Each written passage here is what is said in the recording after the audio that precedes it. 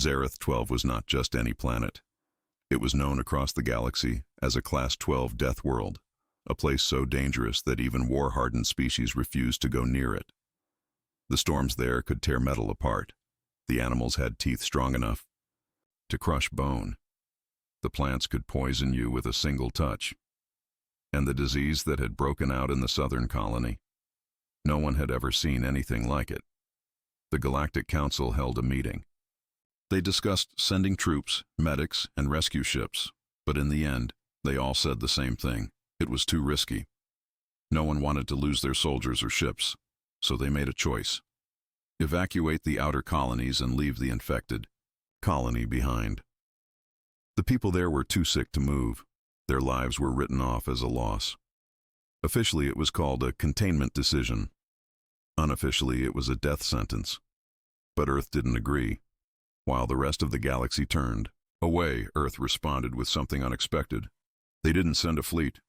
They didn't send bombs. They sent one man, a human doctor. Dr. Elias Vorn was not a soldier. He didn't carry weapons or command troops. But he had lived on Earth his whole life. A planet that, by galactic standards, was already close to a Class 9 death world. He had survived jungle, diseases, snowstorms, wild animals, and worse. And more than that, he knew how to save people, even when everything around them was trying to kill them. His small ship entered Zareth 12's atmosphere during a violent storm. Lightning cracked across the sky, lighting up the broken landscape below. Towering black trees swayed in the wind. Sharp mountains stabbed upward like knives. In the distance, ash clouds rose from one of the planet's many active volcanoes. The land seemed alive and angry.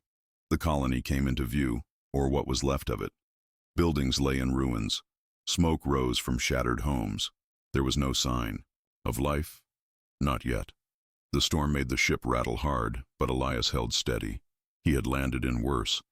As the landing gear touched the rocky ground, something moved on the ridge nearby. It was quick, too quick. A shape, dark and massive, with glowing red eyes, crouched in silence. It did not run. It watched. Elias stepped out in full environmental armor. The air here wasn't safe, not with the disease still spreading. His first task was to reach the medical center, if it was still standing. He carried a heavy pack filled with supplies, scanners, medicines, samples, and old Earth-made syringes. His helmet scanned the area. No signals, no clear life signs. Just silence, wind, and the feeling that he was being watched. He passed a dead transport truck, its side clawed open by something huge. Bones lay scattered in the mud. Human bones. Still, Elias walked on. Inside the medical center, broken equipment sparked weakly. The power grid was barely alive. He switched on his portable systems and started scanning the building. Then, in a back room, he found them. 6 people, all alive, but barely. Their skin was pale and cold. Their eyes had dark rings. Some coughed black fluid. The infection was eating them from the inside. One woman opened her eyes, looked up at him, and whispered, "We thought no one would come." Elias didn't speak. He simply knelt beside her and got to work. He injected her with a stabilizing serum, then moved to the next patient. One by one, he did what he could. No cure yet, but he could slow the spread. He recorded blood samples, ran quick tests, and uploaded data into his scanner. Outside, something roared. The noise was deep, low, and unnatural. Elias didn't flinch. He had heard worse on Earth's own death jungles. He secured the doors and placed a sensor outside. Then he turned back to the patients. They needed help now, and there was no one else coming. In the darkness beyond the shattered walls, the creature moved closer. Its eyes glowed faintly through the fog. It made no sound as it crept forward. It wasn't alone. Another shape moved. Behind it, then another. They had seen the ship land. They had smelled the life inside. But they didn't know who they were dealing with. He was just a doctor. But on a world like this, that meant something else entirely. Outside the damaged clinic, the storm grew stronger. The air was thick with ash, and the wind howled like a wild beast. Inside, Dr. Elias Vorn worked fast. The 6 survivors were stable, for now. But he knew that wouldn't last. The infection was mutating. His scanner showed something strange. The virus was feeding off Xerath-12's toxic environment, changing faster than any normal disease should. Elias tapped into the old colony database. Most of it was destroyed, but he recovered enough to see how fast the sickness had spread. It wasn't natural. People who were fine in the morning were dead by nightfall. The worst part? Some of the infected never truly died. The logs showed movement, twitching, strange sounds after clinical death. That meant one thing. He wasn't just fighting disease. He was fighting something alive. Then came the sound again, closer this time. A deep growl. Not human, not machine. He moved to the broken window and peered into the fog. Shadows moved among the ruins, large and fast. His helmet scanner flickered. Life signs were all around the building now. He turned off the lights inside and crouched by the door. He didn't have weapons, but he had tools. From his bag, he pulled a surgical laser, a bone saw, and a chemical flare. It wasn't much, but it was enough. He didn't plan to fight. He just needed time to finish his work. One of the survivors, a boy no older than 16, began to stir. His body shook violently, eyes wide in panic. Elias rushed over and placed a calming injector into his arm. The boy's breathing slowed, but his voice was hoarse. "They come at night," he whispered. "They took the others, ripped them apart." Elias nodded. "How many are there?" "I don't know," the boy said. "Too fast. Too many legs. Red eyes." Elias looked back toward the entrance. The metal doors trembled, just a little. Something touched them, then silence. Suddenly, the power went out. The backup lights flickered, casting long shadows across the room. The machines beeped quietly. The sound of claws scraping metal echoed down the hallway. Elias didn't panic. Instead, he activated his helmet's infrared mode. Through the walls, he saw the heat signatures. 4 creatures. One was crawling on the ceiling. Another was just outside the main door. He triggered the clinic's emergency lockdown. Steel panels slammed down over the doors and windows, buying him precious minutes. He moved quickly to his patients. One had stopped breathing. The infection was spreading again. Elias connected his portable oxygen tank and gave her a new injection. He adjusted the IV lines on another man whose fever was spiking. Time was running out. Then, bang! The back wall shook violently. Something was trying to break through. Elias grabbed the chemical flare, cracked it, and threw it toward the back hallway. A burst of bright green light filled the corridor. He saw it. A creature, tall and spider-like, with armored plates and long claws. Its eyes glowed red. It screamed, a horrible, piercing sound, and vanished into the smoke. Elias returned to the front room. "I need you all awake," he told the survivors. "If something happens to me, run for the ship. Don't look back." The boy sat up, pale and sweating. "You can't stop them alone." "I don't have to stop them," Elias said, locking the last of the samples in a containment case. "I just have to outlast them."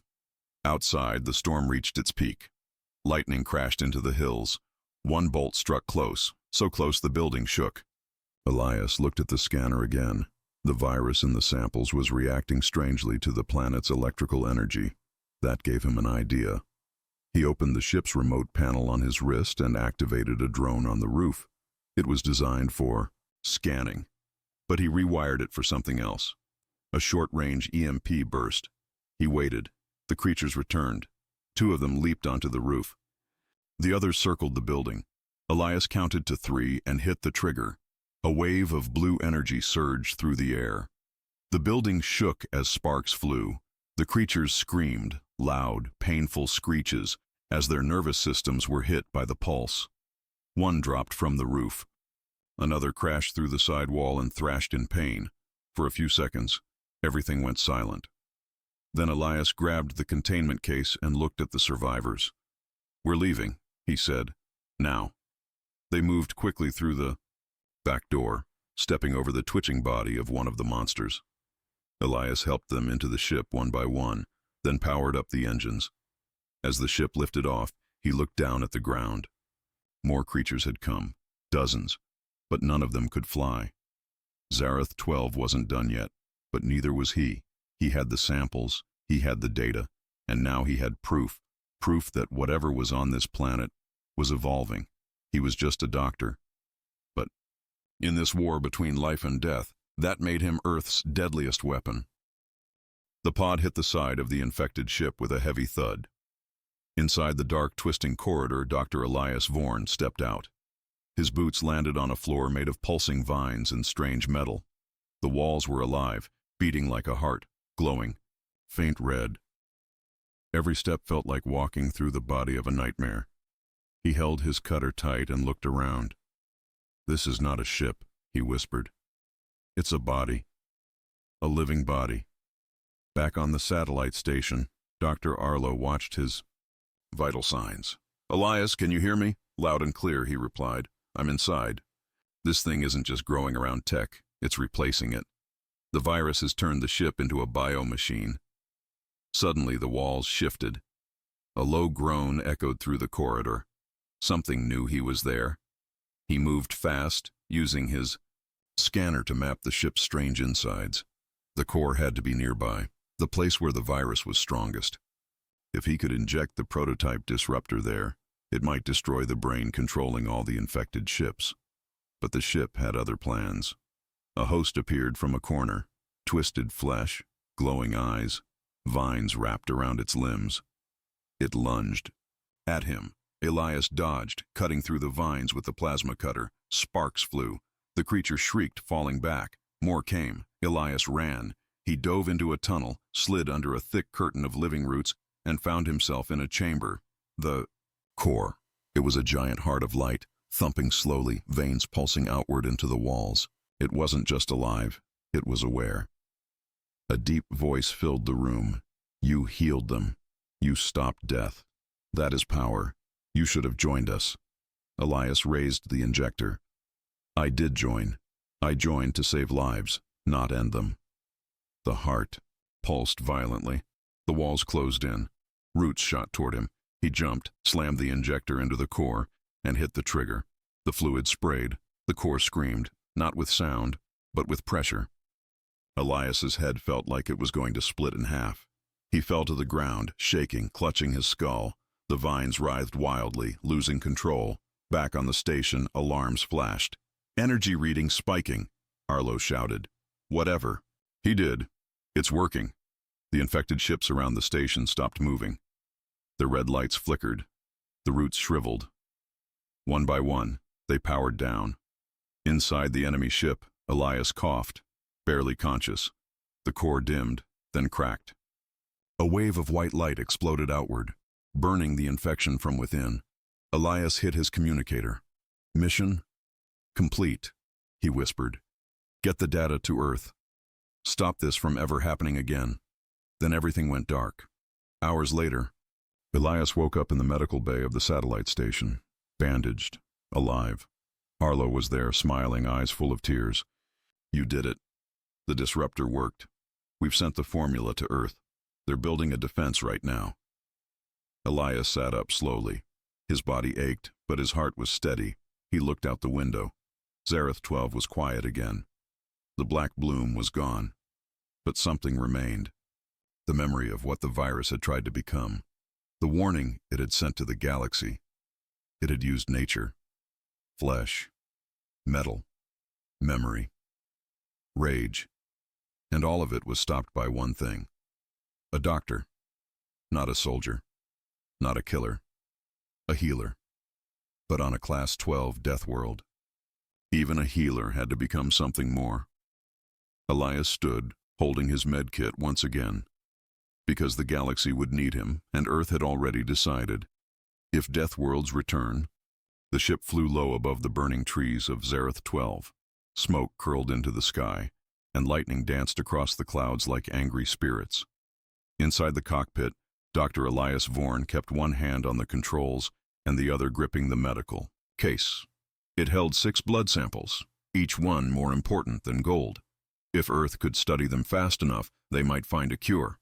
The 6 survivors sat behind him, wrapped in blankets, coughing and weak. One of them, the young boy, leaned forward and whispered, "Are we safe now?" Elias didn't look back. Not yet. The ship wasn't heading to space. Not yet. Instead, it angled downward toward a dark mountain valley. This place was marked as Sector 9, a restricted zone. No colonies, no scans, just silence. But Elias had read something in the old colony files. A hidden facility, abandoned before the virus appeared. No one ever talked about it. The files called it Outpost E-47. It was built by a human science team, and then wiped from official records. If it was still there, it might hold answers. He landed the ship on a rocky ledge. As the back ramp opened, a wave of heat and chemical stink hit them. The valley felt wrong. It was too quiet. No birds, no animals, not even wind. The survivors stayed inside while Elias stepped out alone. Rocks cracked under his boots. Black dust covered everything. In the distance, he saw the outline of a building, half buried, metal torn and melted, like something had exploded inside. That had to be the outpost. He walked toward it carefully, scanner in hand. Every few steps, the machine beeped. High toxin levels, radiation traces, and something else. A faint signal. A human signal. He followed it. Inside the ruined building, lights flickered weakly. Much of the place was collapsed, but a few halls remained. On the walls were Earth symbols, medical, scientific, even military. He passed a broken lab filled with shattered glass and dried blood. Then he heard it, a beep, beep, beep, steady and slow. A life support signal. He turned the corner and froze. A cryopod stood in the center of the room, still active. Inside was a woman in a white lab coat, eyes closed, floating in blue mist. Dr. Lena Arlo. Elias recognized her face from Earth's classified medical files. She was one of the top virus researchers on Earth, declared missing 3 years ago during a mission to Zareth 12. Elias checked the controls. The pod's systems were failing. He had minutes to act. With fast hands, he connected his portable med unit and transferred power to the cryo systems. Slowly, the woman's eyes fluttered open. She coughed and gasped. "You're not military," she said weakly. "I'm Dr. Elias Vorn," he replied. "Earth sent me. What happened here?" She tried to sit up but winced. "We made a mistake. The virus, it's not just a disease. It's a bioweapon." Elias's heart sank. "Who made it?" She looked at him with tired, scared eyes. "We did." There was silence. Dr. Arlo explained everything.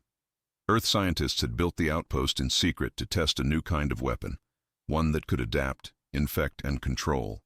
But the virus mutated too fast. It broke free. It infected the lab crew first, then the local animals. They tried to contain it, but it was too late. They had sealed the valley. Then the Galactic Council found out. Earth erased the project and left Zareth 12 off limits. Only a few scientists survived, and Dr. Arlo put herself into cryosleep, hoping someone would come. Elias stood still for a moment. A weapon. A secret Earth weapon, but now it was spreading, growing, evolving, and he had just found the source. Suddenly, his scanner buzzed. Multiple heat signatures, approaching fast. He helped Dr. Arlo to her feet. "We have to move." She grabbed a small case from a locker. "This has the original virus strain. It's our only shot at making a cure." Together they rushed out of the building. In the distance, black shapes moved through the fog. More infected beasts, faster than before, stronger. They were drawn to human scent, and they had found it. As Elias and Dr. Arlo reached the ship, one of the creatures burst from behind a rock. Elias threw a flash grenade, just enough to blind it. The ramp closed behind them, and the ship blasted into the sky. As they left the valley behind, Elias looked down at the ruins of the outpost. He had come here to save lives.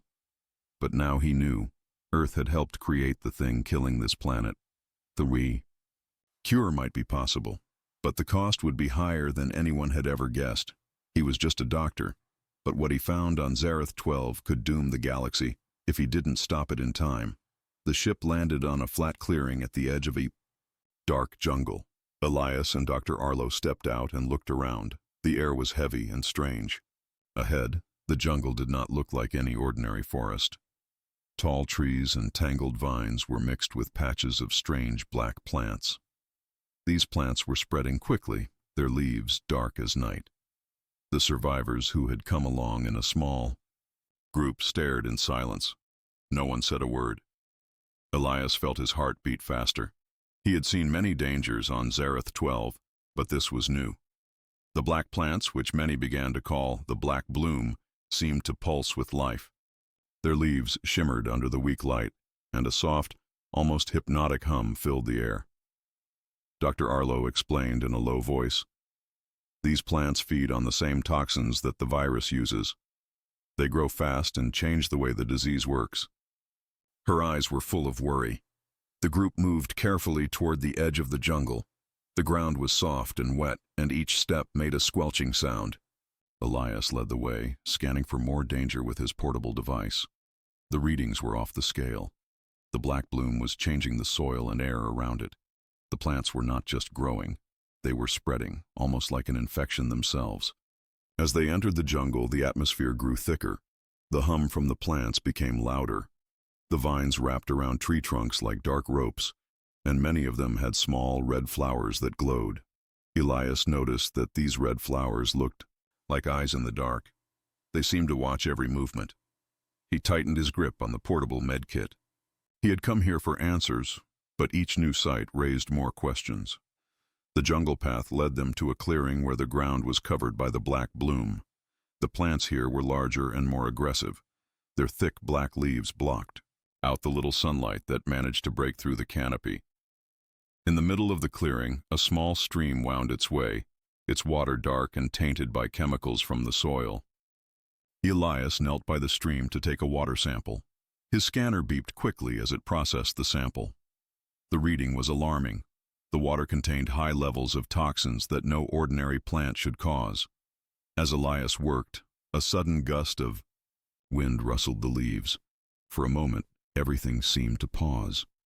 Then, the plants around them began to sway, as if they were alive and aware. It was as if the black bloom was reacting to their presence. A strange scent, sweet and bitter at the same time, filled the air. The survivors looked at each other in silent fear. Dr. Arlo whispered, "They say the black bloom can cause visions. It affects the mind." Before anyone could speak further, the ground trembled beneath their feet. The shaking made the jungle seem even more eerie. Elias stood up and took a few steps back. "We need to move," he said in a firm, steady voice. "This place is not safe for long." But as soon as he said that, something unexpected happened. The black plants started to burn with a faint green flame along their edges. The fire was not like any normal fire. It did not burn the plants away, but instead made them glow brighter. The green glow danced across the ground, moving slowly like living creatures. The survivors gasped.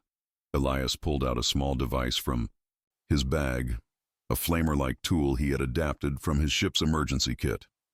"I might have to burn some of these back," he said. He had learned from his training that controlled burns could sometimes stop wild growth. With careful aim, he fired a short burst of green flame at the nearest cluster of black bloom. The green fire spread along the vines, but did not destroy them completely. Instead, it created a barrier of flickering light around their group. A deep, low sound came from beyond the burning plants. It was not the usual growl of an animal or the howl of a storm. It was something deeper, a sound that seemed to come from the ground itself. Elias felt a chill run down his spine. The sound grew louder as if an unseen force was waking up. Dr. Arlo clutched her case with the original virus strain and whispered, "This is not natural. The black bloom and the virus might be connected in ways we do not understand." In that moment, one of the survivors, a young woman with frightened eyes, cried out. "I saw them," she said. "I saw people, friends, neighbors, walking between the trees. Their eyes were glowing like the flowers." Her voice shook as she described a vision of shadows moving slowly through the jungle. Elias knew that the black bloom's power was more than just physical danger. It could affect the mind and make people see things that were not there, or worse, things that were there but hidden. As the group huddled together near their makeshift barrier, the trembling of the earth intensified. The burning plants pulsed with energy. Elias's scanner blinked wildly, detecting unexpected biological activity. He realized that the black bloom was not only a plant but a living network, an organism that connected with the infected soil, water, and even the virus. It was as if the planet had a mind of its own, and the black bloom was its voice. "We must secure the area and get our samples," Elias said, trying to steady his voice. He hoped the burning barrier would keep the more aggressive parts of the jungle at bay. The survivors helped set up a T. The shadows moved closer. Behind the burning wall of the black bloom, something big was coming. Elias could hear the crack of heavy footsteps, slow, steady, and far too deliberate for any wild animal. The jungle held its breath. Even the glowing red flowers stopped swaying. Everything had gone still. One of the survivors gripped Elias's arm. "Doctor, what is that?" Elias didn't answer.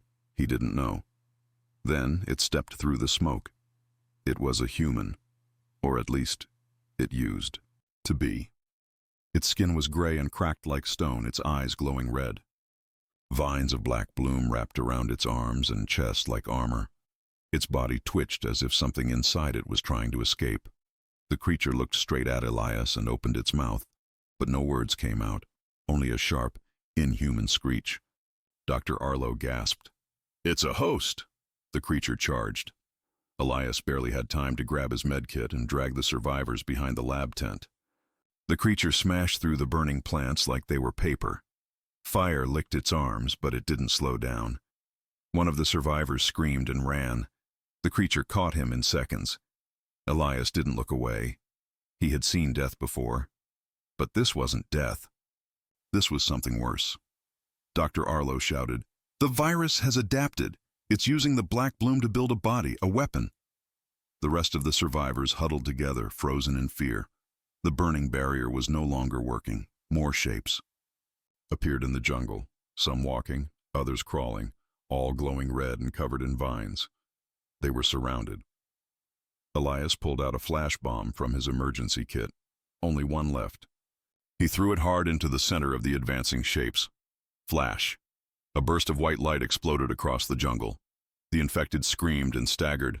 Elias yelled, "Now! Run to the ship!" They ran. Through the vines, through the fire, through the nightmare.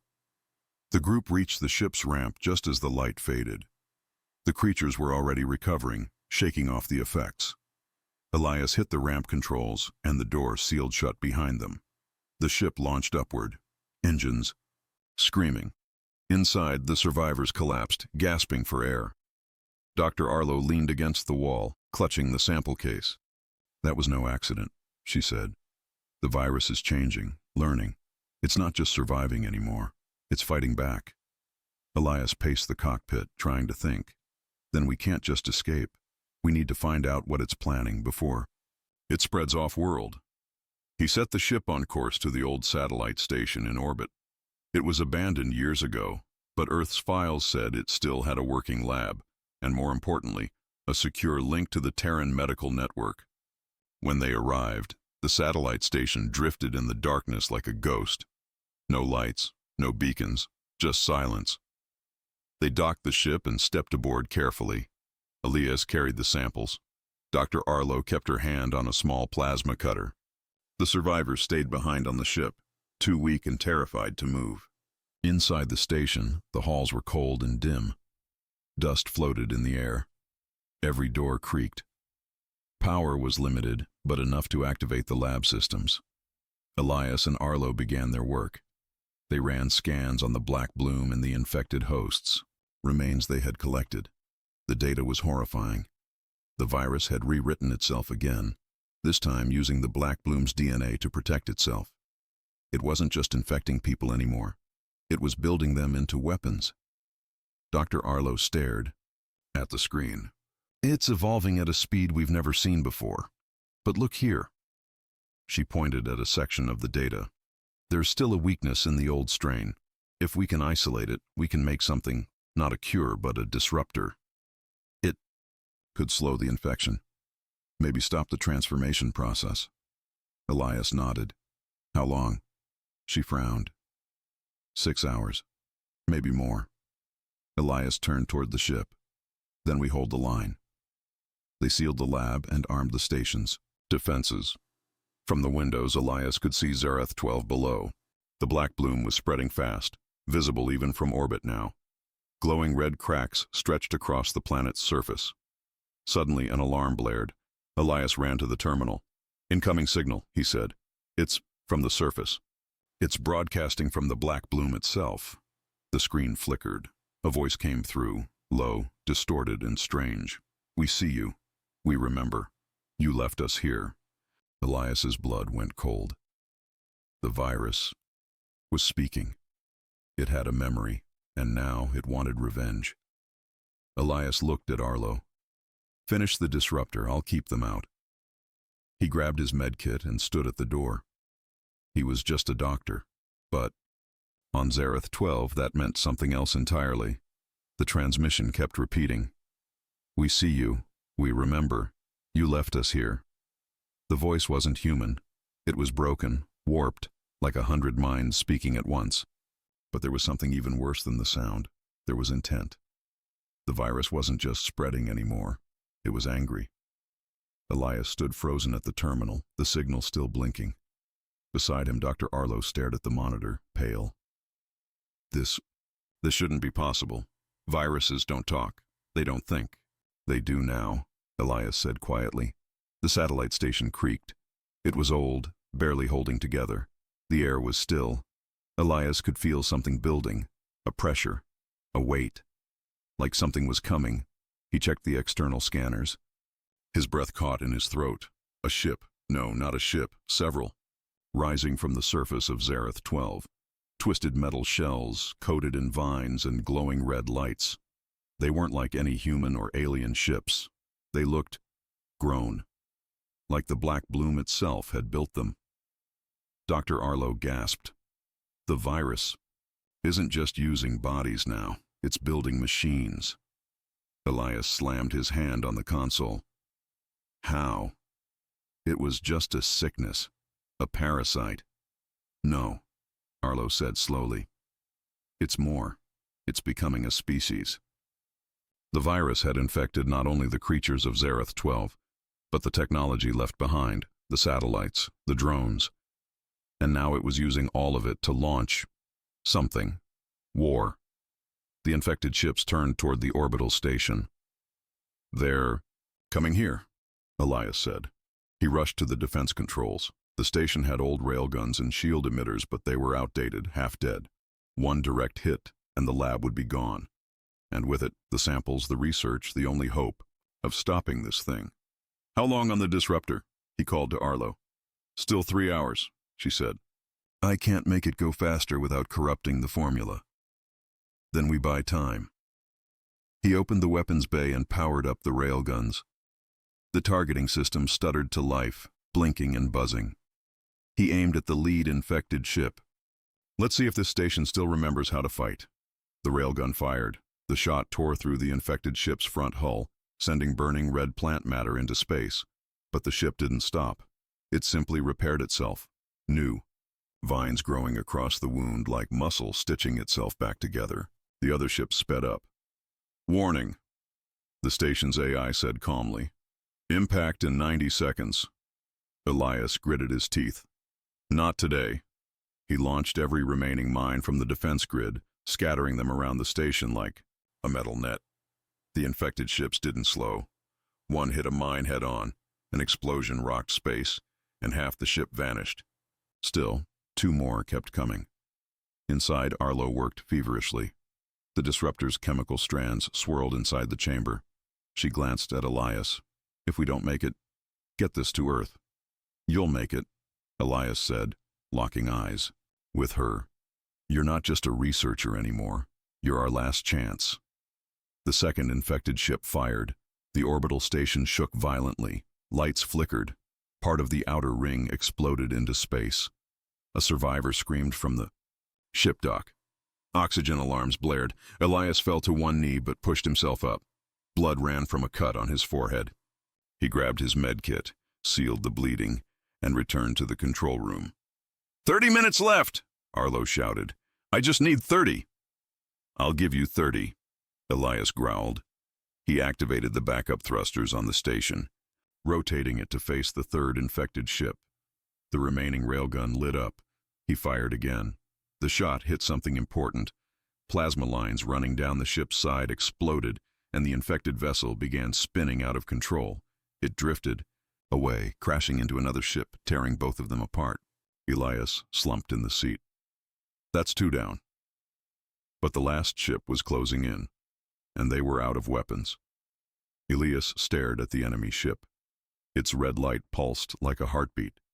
He could feel it watching him. Then he had an idea. I need to board that thing, he said. What? Arlo stood up. Are you insane? I need to know how it works. If the virus is inside that ship, I can study it directly, maybe even disable it from within. You'll die. Elias looked her straight in the eyes. If I don't go, we all die.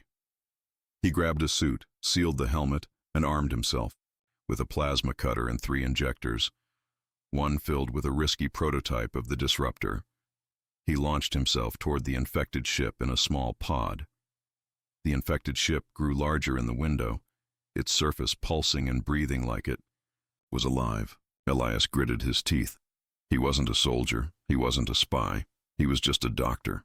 But on a Class 12 Deathworld, that meant something entirely different, and he was about to prove it.